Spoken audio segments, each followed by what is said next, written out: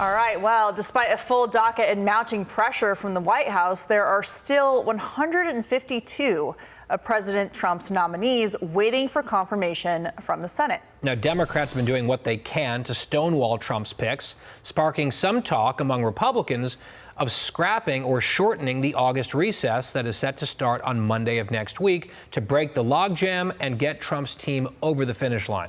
Joining us now is Wisconsin Senator Ron Johnson. So, Senator, what's the problem here? I mean, we're seeing that a lot of undersecretaries aren't being confirmed. Of course, ambassadorships are being left open in important posts all around the world. What is it that Democrats are doing in the minority to keep these confirmations from getting through? Well, in a word, the problem is Chuck Schumer and his Democrat colleagues in the Senate. This is unprecedented obstruction. In the past, there was comedy in the Senate where we recognize that elections matter. Duly elected president should have the ability to staff his administration.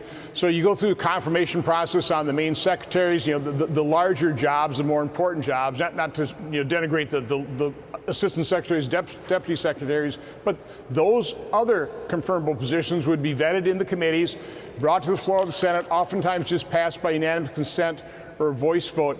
Democrats have not allowed that in this administration. We've had to go through what we call run the clock on every one of President Trump's nominees. Now, we're actually ahead of the pace from his first administration, but he's being sabotaged from the deep state from within. He needs to get his political point. He's in there. So we need to do whatever we can to make sure that President Trump can staff his administration. I'm for whatever it'll take. So, Senator, it's my understanding that this is the first time in American history there hasn't been a single unanimous consent vote in the Senate for presidential nominees, including those who have bipartisan support. So what would make this different if you guys stay for the August recess, getting these nominees through, if you can't get them through now? What's the difference there? Well, first thing we ought to do, and I hate to do this to the Senate staff, but we ought to start voting overnight. Just keep grinding the clock, try and grind them down. Certainly we ought to be talking about taking a full recess, not having the pro forma session so that President Trump, if he has to, can do recess appointments. But we can also do what we did when Democrats were obstructing earlier, and rather than have 30 hours of debate, we narrowed that down to 2 hours. Again, you don't do it on all the cabinet officials, you don't do it on all the nominees, but for assistant secretaries, deputy secretaries, some of the lesser positions, just bring them to the floor, have them non-debatable, and just start voting and cranking them out. I'd be fully supportive of that as well. Is there any thought here, because I've seen some criticism on the right, that the Senate should work longer weeks instead of shorter work weeks because some of these points may be being left on the field by Republicans in the majority? Is that a fair critique?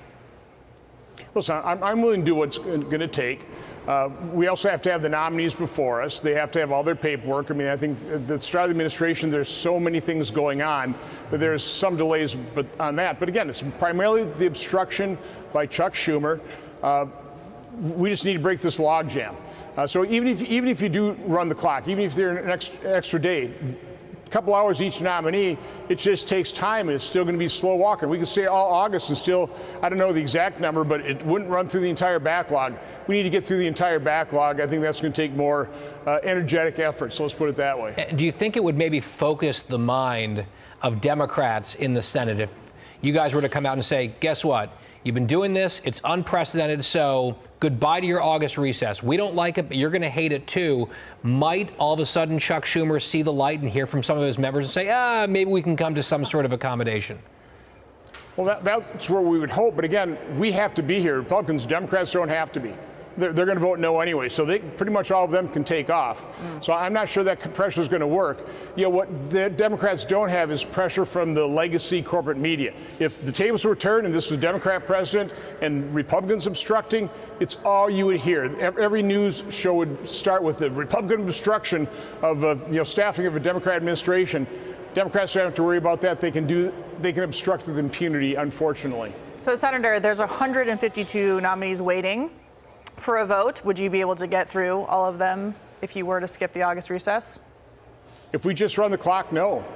We'd still only probably be able to do a fraction of it, which is why I think we have to take more drastic measures. Do you have Again, a number? I don't think no, I really don't. I haven't. Depends how many days. Depends on whether we start at 7 o'clock in the morning and go till midnight. Again, I have to leave that up to Senate leadership, and there are many considerations there. Again, I'm all for recess appointments. If we go in a recess, I'm all for, again, have these be non-debatable. Don't have to have cloture votes. Don't have the full clock. Put senators in their seat and just start voting on nominees. That's what I would do. Changing gears real quickly, Senator, we wanted to ask you about the Health and Human Services is working to overhaul federal compensation for vaccine injuries. This is something that you've been working on consistently. Can you talk a little bit about how that would work and the things that would change with that compensation program?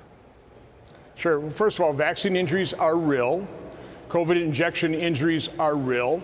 They're being ignored. The people who suffer them are being abandoned unconscionably.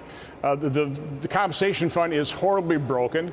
It's an adversarial system with all the advantage to the government, not to the victims. It's not being carried out the way it was designed in the 1986 law. So I really applaud Secretary Kennedy for recognizing this issue and hopefully righting these unconscionable wrongs.